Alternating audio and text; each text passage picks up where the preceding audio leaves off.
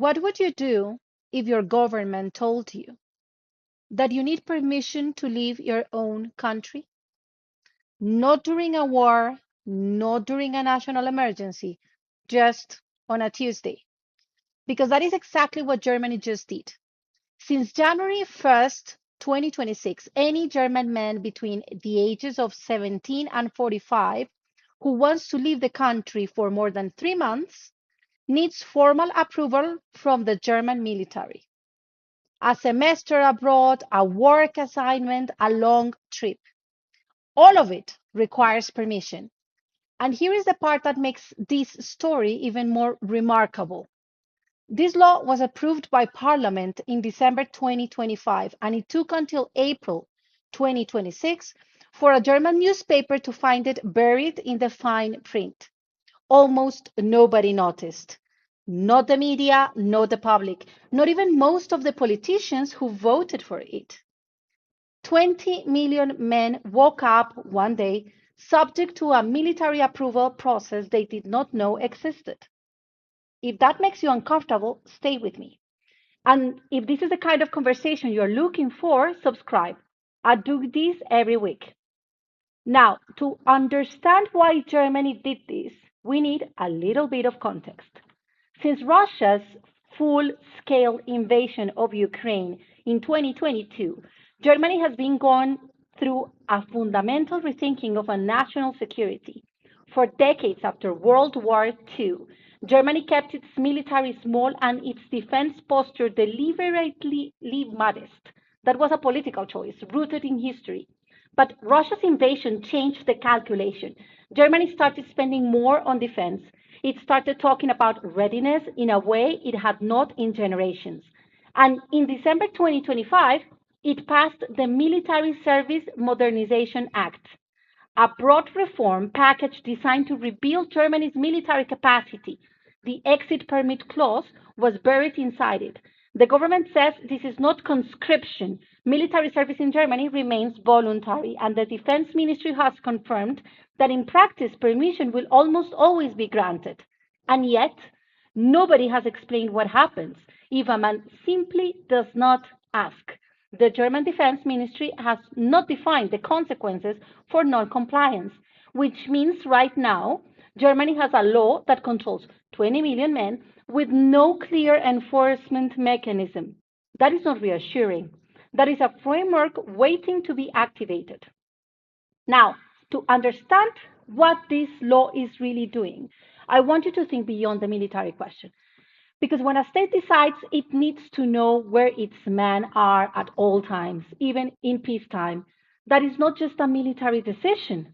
That is a statement about bodies, about who owns them, about who gets to decide what they do and where they go. And that is where this gets interesting for me, because as you have seen, we talk a lot here about how states control women's bodies through reproductive policy, through laws about abortion, contraception, menstrual health, through rules that decide what a woman can and cannot do with her own physical existence. But we talk much less about how states control men's bodies through conscription, through exit permits, through the assumption that in a moment of national crisis, a man's body belongs first to the state. If this is making you think, hit the like button. It helps more people find this conversation. So, Germany is not alone in this.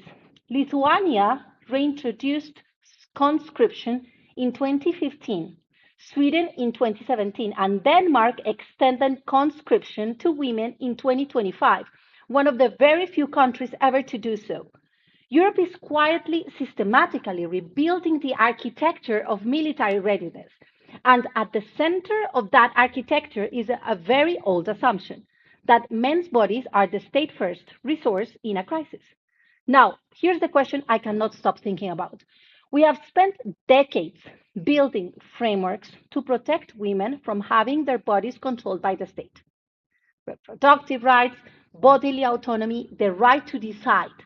But what framework exists to protect men from the same thing? Because the Germany law does not apply to women. The mandatory questionnaire about willingness to serve is mandatory for men and it's voluntary for women. The exit permit, men only. The German constitution explicitly states that women cannot, under any circumstance, be required to serve with a weapon. So the state has decided women's bodies are theirs, men's bodies in a crisis belong to us. And I find that worth examining because not because I think women should be conscripted, but because I think the assumption that men's bodies are automatically available to the state without the same debate, without the same outrage, without the same framework of protection is a form of power that we rarely name. So states control bodies. That is what states do. Sometimes it is a woman's reproductive choices. Sometimes it is a man's right to cross the border. The mechanisms are different. The logic is exactly the same. Power decides who moves, who stays, and who fights. And in 2026, as Europe prepares for a war it hopes will never come, Germany just reminded us that the logic never fully goes away. What do you think? Is this necessary measure for national security or does it cross a line when it comes to individual freedom? I want to hear from you in the comments. Subscribe for weekly analysis on power, politics, and the forces shaping our world.